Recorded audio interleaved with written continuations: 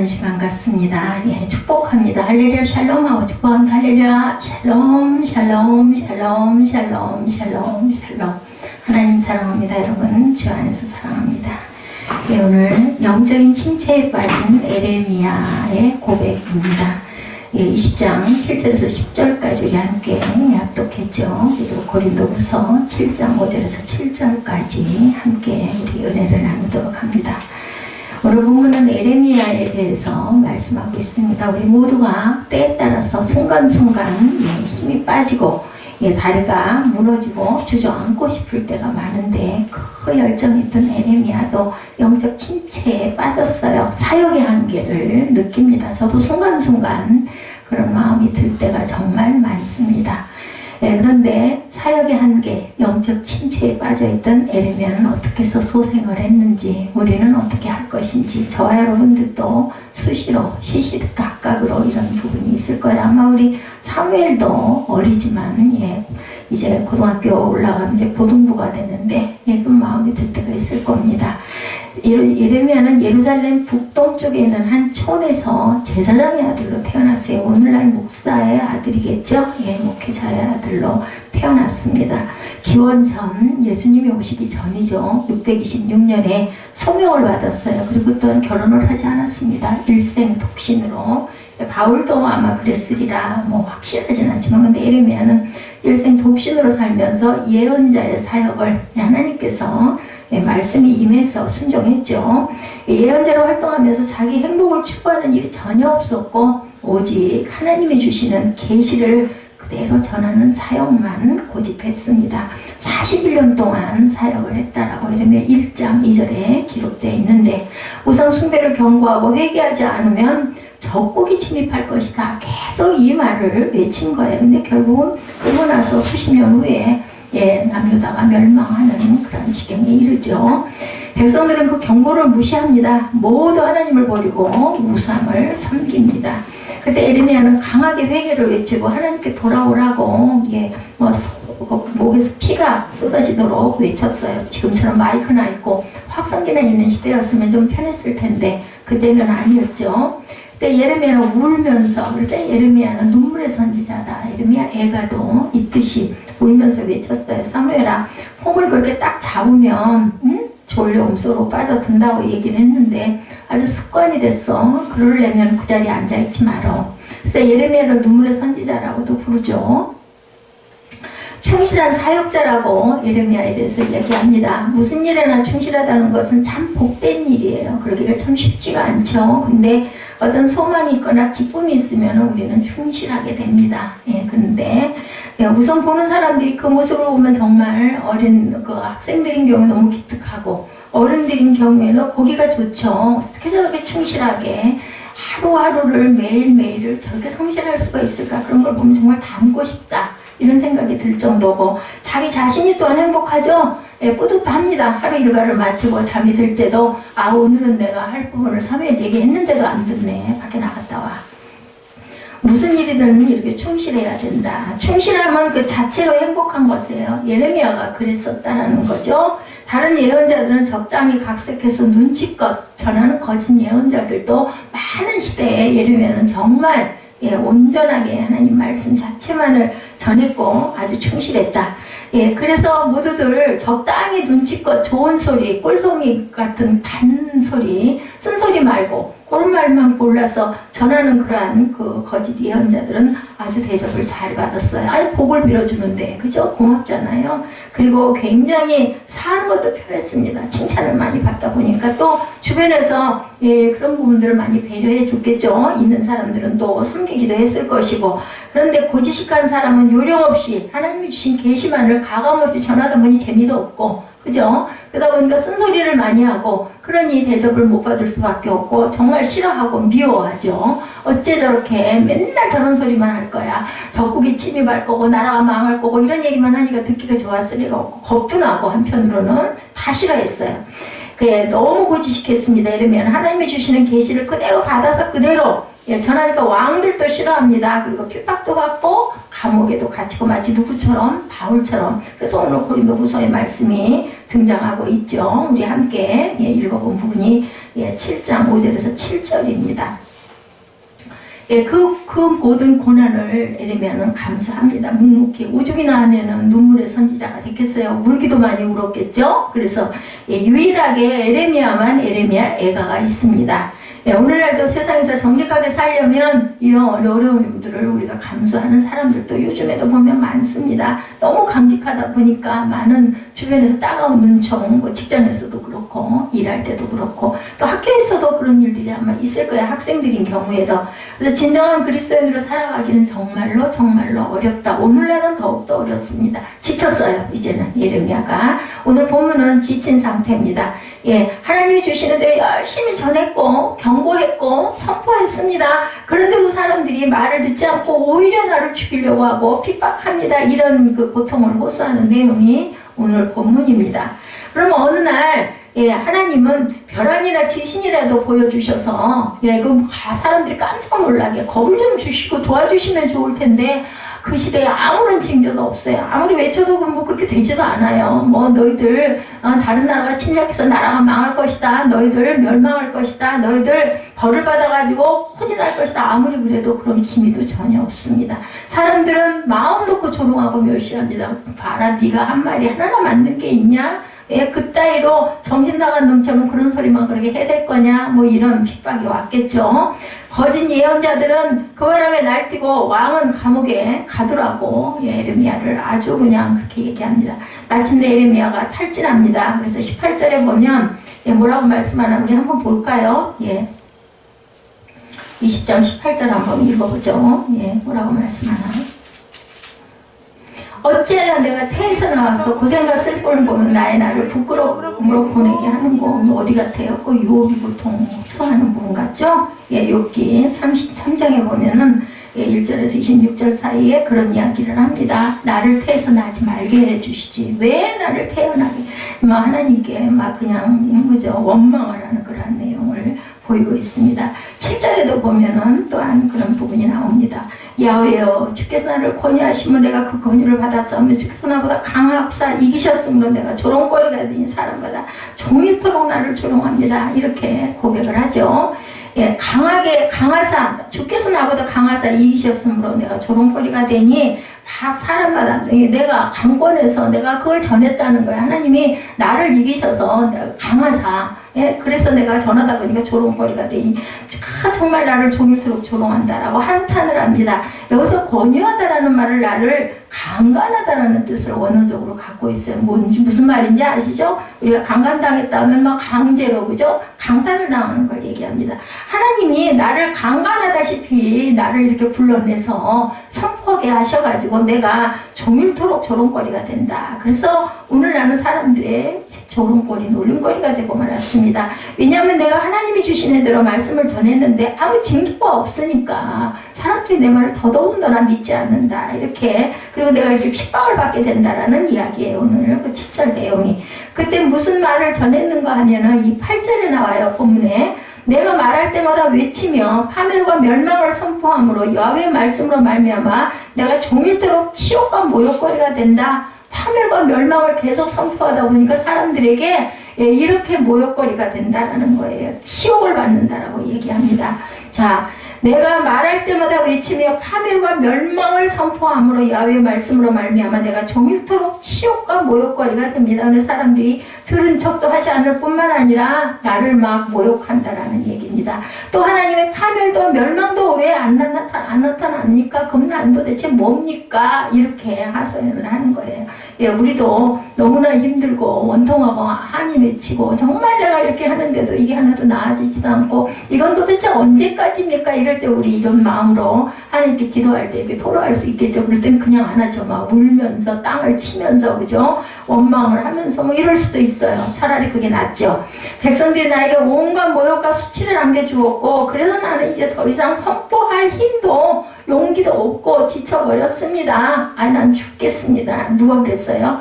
예, 로뎀나무 아래서 엘리야가 그랬죠? 예, 450명 예언자들 물리치고 뒤에서 누가 막 이세벨이 막 쫓아와요. 잡아 죽인다고. 그러니까 예, 죽자 살자로 도망을 쳐가지고 그만 로덴나무 아래서 털바닥 주저앉아가지고 하나님 내가 이제 때가 됐으니 날 좀 데려가소서 하고 울고 매달리다가 지쳐서 나가 떨어져 있는데 안 데려가세요. 하나님께서는 아직 할 일이 남았으면 안 데려가시고 천사 보내가지고 떡과 물을 먹여가지고 정신을 차리게 하고 또 시큰 자게 해가지고 또 한 번 떡과 물 먹이고 자고 나서 그 다음에는 계속 그때부터 40주야를 달려가지고 하나님이 그 얘기하신 산으로 막 하는 부분이 나옵니다.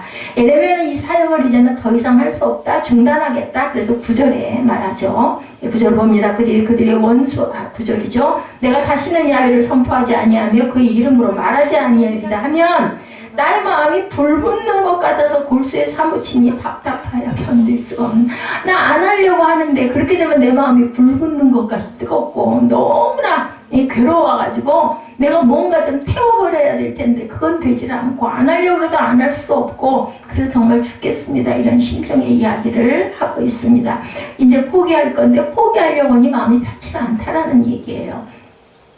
자, 이런 에레미야의 심정 여러분은 아시겠습니까? 저는 알 것 같아요. 하나님이 전하라고 해서 열심히 전했어요. 회개하지 않으면 심판과 파멸이 올 것이라고 그대로 전했습니다. 근데 빨리 회개하라고 목이 터지라고 외치고 다녔는데 백성들은 회개도 뉘우치지도 않고 나를 비웃고 조롱하고 핍박합니다. 그러면 하나님은 파멸의 징조라도 보여주셔야 할 건데 벼락에 치든지 지진으로 땅이 갈라든지 뭐 불이 하늘에서 내려오든지 해야 할 건데 아무 징조도 없으니 백성이 나를 더 무시하고 모욕하고 조롱합니다. 그래서 나는 지쳤습니다. 용기를 잃었고 의욕도 상실했습니다. 나는 다시는 이제는 전하지 않겠다. 내 한계에 왔다. 그랬는데 마음은 불붙는 것 같이 괴롭다. 어떻게 했으면 좋겠느냐 이 얘기를 하고 있어요.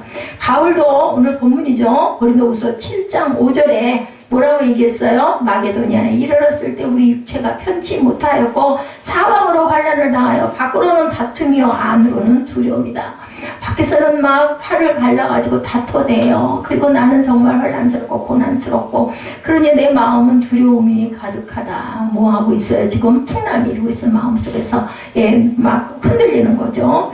바울이 고린도 교회에서 목회를 할 때 너무너무 힘들었어요. 관계가 악화되고 갈등 뭐 어땠어요? 나는 뭐 니골라당이다. 너는 뭐 바울파냐. 나는 뭐 예수파다. 막 이렇게 막 파들을 갈라가지고 싸웠죠. 영적인 은혜가 충만하고 은사가 많음에도 불구하고 오히려 그런 데는 은혜가 있는 곳엔 뭐가 많아요? 죄도 많습니다. 그 은사들 때문에 파가 갈리고 분쟁이 일어나죠. 말도 많습니다. 설교도 너무너무 못한다고 수군거립니다. 바울을 보고 사도 바울은 정말로 언변이 없기로 유명했다고 합니다. 얼마나 언변이 없었으면 설교를 듣던 유독을 하는 젊은이는 그저 창문턱에 걸터 앉아서 있다고 한데요. 설교 못해서는 아닐 것 같아.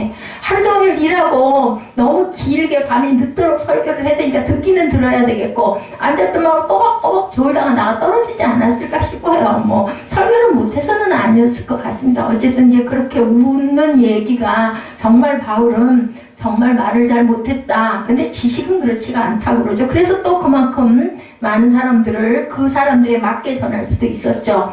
자, 바울이 변명합니다. 고린도서 11장 6절을 보면요. 나는 말에는 조라나 지식에는 그렇지 아니하다. 이렇게 얘기를 해요. 근데 지식이 아무리 있어도 말을 잘 못하면, 그죠? 온전히 전해지지가 않죠. 그래도 어쨌든 사도 바울은 그 언변을 가지고 그렇게 대단한 사도 바울이 됐어요.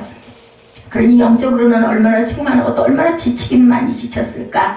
바울이 지치고 탈진해서 마게도냐로 간 거예요. 오늘 본문 5절이 고린도후서 7장 5절이 우리 육체가 편안하지 못하고 사방으로 환난을 당하고 밖으로는 다툼이 많고 안으로는 두려움이다. 그때 심정을 토로하기를 육체가 편치 못하여 사방으로 환난을 당하여 밖으로는 다툼이요 안으로는 두려움이다. 이렇게 고백을 합니다.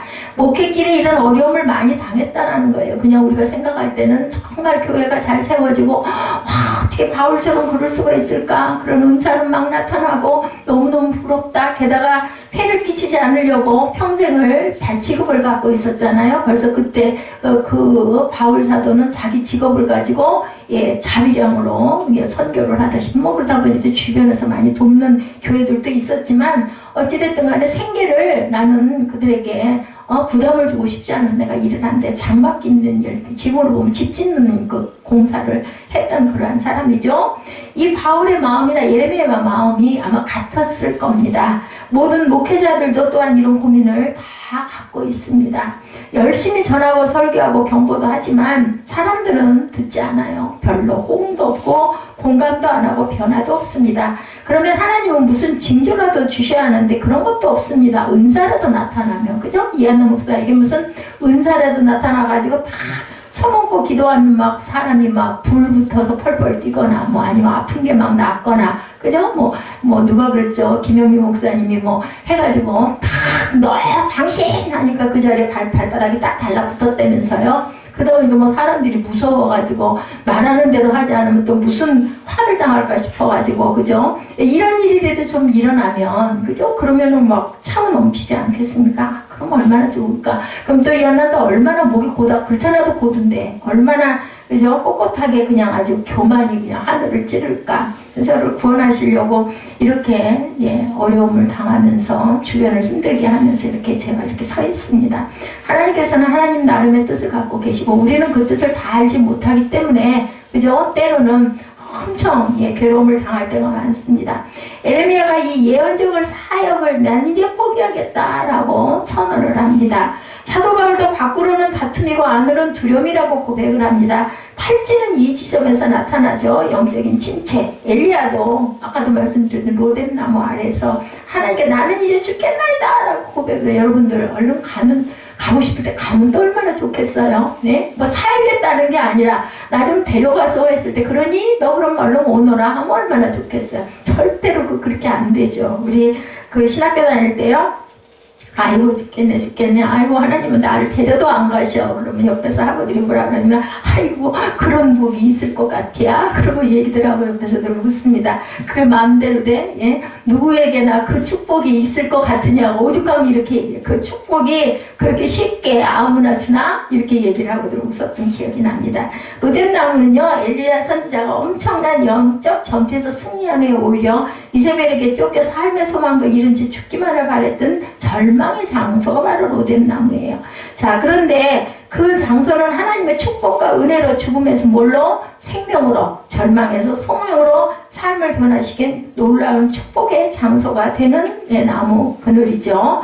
열왕기상 19장 8절에 나타나 있어요. 이에 일어나 먹고 마시고 그 음식의 힘을 의지하여 40주 40야를 가서 하나님의 산이에요. 호렙이라는 산은, 호렙산은 거기서, 그죠? 모세가 돌판을 받은 곳이기도 합니다.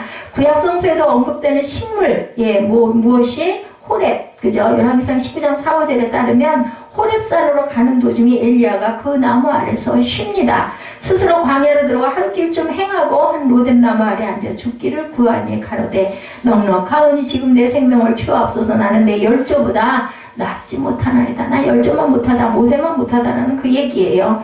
로뎀나무 아래 누워 자더니 이제 지쳐나가 떨어졌어요. 천사가 어루만지면서 일어나 먹어라 하는지라 라고 기록되어 있습니다. 어느 개척교회 목사님이 가족만 데리고 초라하게 목회를 하고 있었어요.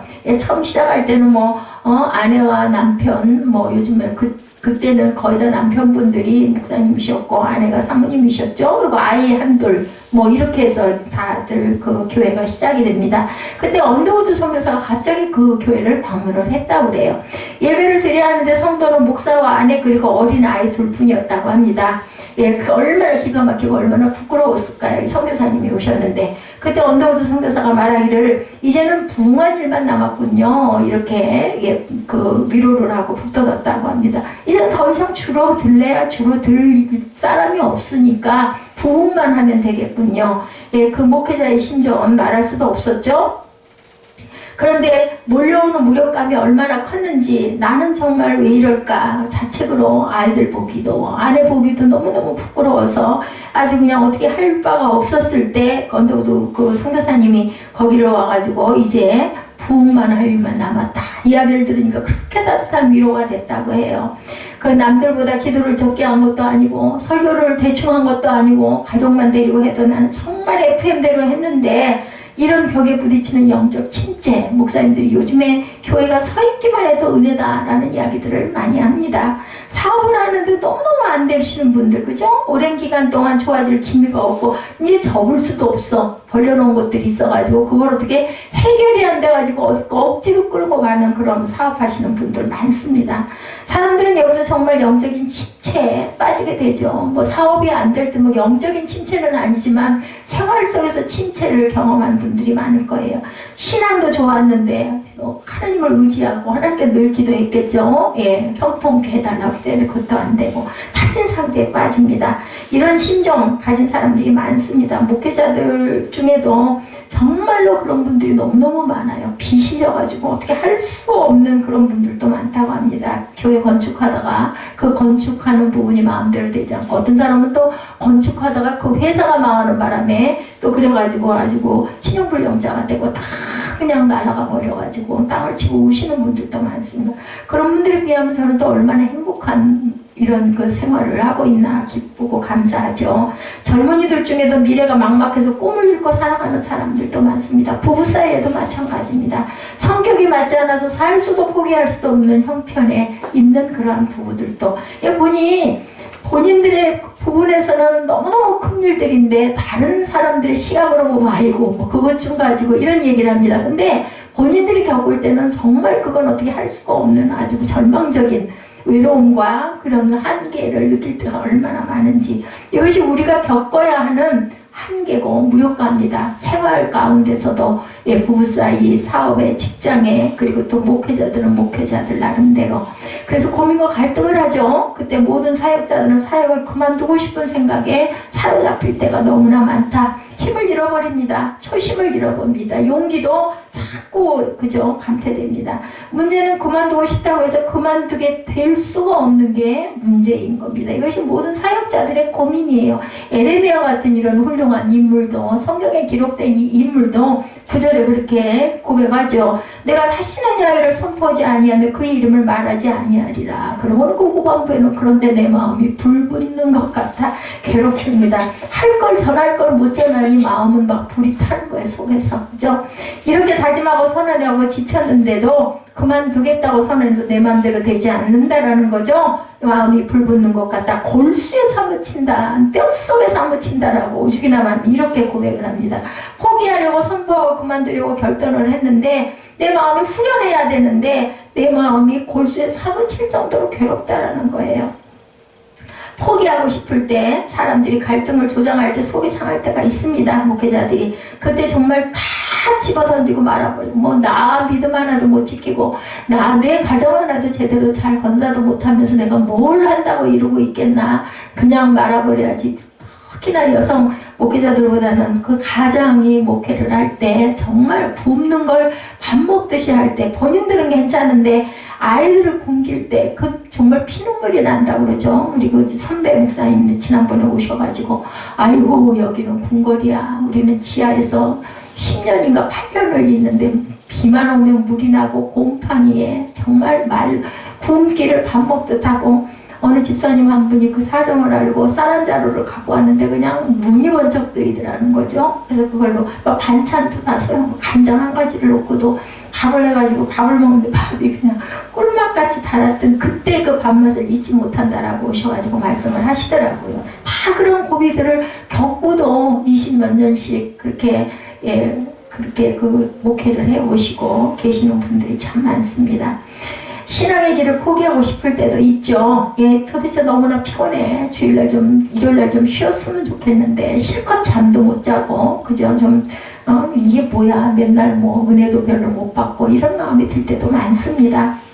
마침내 포기하려고 결단을 선언했어요. 예레미야가. 근데 그때 마음이 편안하지가 않다. 결국은 포기를 못하는 그것이 바로 예레미야 심정, 또 여러분들의 심정, 그리고 뭐 직장에서나 사업에서나도 마찬가지, 부부관계에서도 마찬가지. 속에서 불이 나죠. 이럴 수도 저럴 수도 없어. 그래서 예레미야가 이번에는 삶을 저주하죠. 20장 14절에서 18절입니다. 내 생일이 저주를 받았다라면, 나의 어머니가 나를 낳던 날이 복이 없었다라면, 내 아버지에게 아들을 낳았다고 전하던 자에게 저주가 임했다라면, 어찌하여 내가 태에서 나와 고생과 슬픔과 부끄러움을 보이는고? 이렇게 고백을 합니다. 욥이 고난스러울 때와 똑같죠. 욥도 생일을 저주하죠. 욥기 3장 10절에서 11절에 보면, 이는 내 모태의 문을 닫지 아니하여 내 눈으로 환난을 보게 하였음이로다. 3장 11절에 보면, 어찌하여 내가 태에서 죽어 나오지 아니하였던가? 어찌하여 내 어머니가 해산할 때 내가 숨지지 아니하였던가? 얼마나 그 환난 속에서 고통스러운 것들이 괴롭고 죽고 싶은데 죽을 수도 없고. 욥이 이렇게 고백합니다. 예수님도 겟세마네 동산에서 절규의 기도를 하죠. 예, 하나님의 아들인 예수입니다. 마가복음 14장 36절에 보면, 아빠 아버지여, 아버지께서 모든 것이 가능하오니 예, 이 잔을 내게서 옮기시옵소서 하고 그 말미에 내 뜻대로 마옵시고 아버지의 원대로 하옵소서. 예, 하나님의 아들이신 성자 예수님도 이렇게 고백을 합니다. 얼마나 힘이 들고 얼마나 두려우면 잔을 옮겨주시옵소서. 그런데 내 뜻대로는 마시옵소서라고 하죠. 우리가 아프고 힘들 때 마음껏 하나님께 탄원할 때 아프다고 부르짖고 엄살도 떨기도 하고, 그죠? 예, 고통을 토로하기도 하고, 또 뭐 원망도 좀 하고, 그 오죽이 나면 다윗 같은 사람도 하나님께 원망할 때가 있어요. 그걸 뭘로? 찬양으로 자기 심정을 토로하죠. 소리내어 울기도 하고, 흔들리고 침체에 빠져서 허덕이는 때 그것은 부끄러운 게 아니라 흔들림으로 인해서 바로잡아 설 수가 있다. 하나님이 정말로 소명을 주셨고, 하나님이 정말로 내 안에 계시면요, 내가 흔들린다고 해서 흔들린 대로 그냥 그대로 가지는 못합니다. 왜냐하면 마음이 불붙는 것 같고 그냥 뼈골이 녹아나는 것 같이 괴롭기 때문에 속이 시원하지가 못하죠. 욥이 그랬고, 베드로도 그랬고, 엘리야도 그렇고, 에레미야도 이렇게 다 흔들리면서 서서 갔다라는 거죠. 언제가 행복 전도사라는 분 방송에서 나와서 행복을 강연했는데, 그분의 모습을 보면서 정말 행복하게 살아갔구나 라고 생각을 했는데, 어느 날 자살을 해서 죽은 것이 뉴스에 나왔습니다. 그분도 행복을 전하는 전도사였지만 자기 마음속의 갈등을 극복을 못한 거예요. 결국은, 그죠? 행복을 준다고 생각하면서도. 그런 아픔들은 누구에게나 있다는 거죠. 예, 아프면 엄살도 떨고 울기라도 해야 하는데, 혼자 흔들림을 보여야 하는데 그것도 안 하고 꼿꼿하게 있다가 결국은 그만 부러져 버린다. 그래서 우리는 약할 때 그냥 약한 거 때로는 표현도 해야 돼요. 뭐 사람이 없으면 혼자라도 엉엉 울든지, 아니 뭔가 한 가지씩은 돌파구가 있어야 됩니다. 저도 그 돌파구가 있어요. 아주 실컷 그냥 이제 뭐 문제를 하다 보니까 몇 잔지 세어보지는 않았는데요. 그 글자수에 다 미쳤습니다 이렇게 나와요. 더 이상은 할 수가 없다고. 그럼 뭐 두 번째 장 또 쓰면 되죠. 막 써서 나중에 그러면 속이 시원해요. 말을 못하니까. 그러고 나서 그걸 좀 읽어보면, 아, 근데 내가 참 진짜 부족하구나 이런 생각을 할 때가 많다고 제가 9시 그 예배 때도 말씀드렸습니다. 예수님도 예, 고통스러울 때 나를 위해 기도해라. 제자들 데리고 가죠. 그럼 이만큼 떨어뜨려 놓고 예, 올라가셔가지고 기도하시고, 예, 이렇게 그런 우리들의 그 연약함, 인생을 살다 보면 그래서 인생을 고난의 바다다, 고해라고도 얘기를 하죠. 그래서 견디다 못하면 결국은 자살해서 예, 또 자기 생명을 끊는 경우도 있습니다. 욥도 에레미야도 엘리야도 예수님도 이렇게 부르짖고 예, 고통스러워했습니다. 소리를 질렀습니다. 엘리야도 모세도 그랬습니다. 흔들려도 괜찮다는 거예요. 흔들려야 우리가 반듯해질 수가 있다. 뿌리도 깊어집니다. 들꽃은 바람에 흔들리면서 자라고 또한 꽃이 핍니다. 에레미야는 부르짖죠. 나는 당신에게 속았어. 당신이 나를 강간을 불러내지 않았어. 당신이 하라는 대로 세상에 외치지 않았어. 그런데 세상 사람들 누구도 들은 척도 하지 않고 오히려 나를 핍박하고 비난합니다. 당신이 하라는 대로 파멸과 멸망도 선포했어. 근데 듣지 않으면 무슨 징조라도 보여야 내 체면이 쓰지 않겠어. 이렇게도 고백을 한 거예요. 아무 징조도 없고 사람들은 나를 향하여 비웃고 헛소리 한다고 조롱하고 있지 않소. 이제는 그만두겠어. 이게 오늘 본문 내용이에요. 그리고 다시 극복하죠. 이 에레미야의 고독과 갈등, 그죠? 충분히 이해하시겠죠? 에레미야는 사역의 한계에서 심각한 영적인 침체를 겪습니다. 근데 그것이 비단 에레미야뿐만이 아니라 일반인인 저와 여러분들도 이런 부분을 하루에도 몇 번씩 겪을 때가 많다.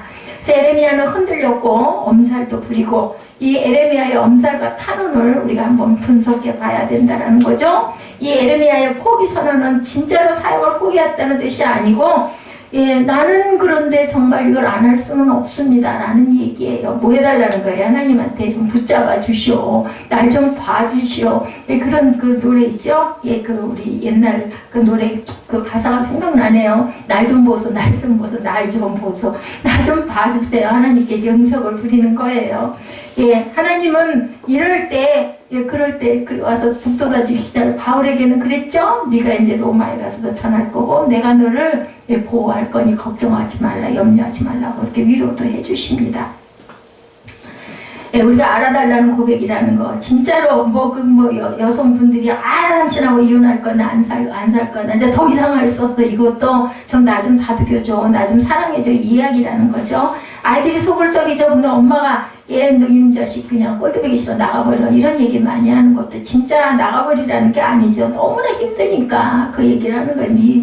내가 이렇게, 제가 이제 우리 아들한테도 늘 그렇게 내가 이렇게 하는데 너는 아무런 생각이 안 드니, 이런 얘기를 많이 합니다. 정말로 죽겠다라는 얘기, 정말로 꼴보기 싫으면 나가버리라는 얘기가 아니라는 거죠. 관연한 딸에게 부모가 이제 시집 좀 가라고 하죠. 딸은 나 시집 안 갈 거야. 그리고 거짓말 3가지 얘기들 하더라고요. 처녀가 시집 안 간다, 노인이 얼른 죽어야지 하는 얘기 거짓말, 또 장사꾼들이 본존입니다 하는 얘기도 거짓말, 이런 이야기들 하더라고요.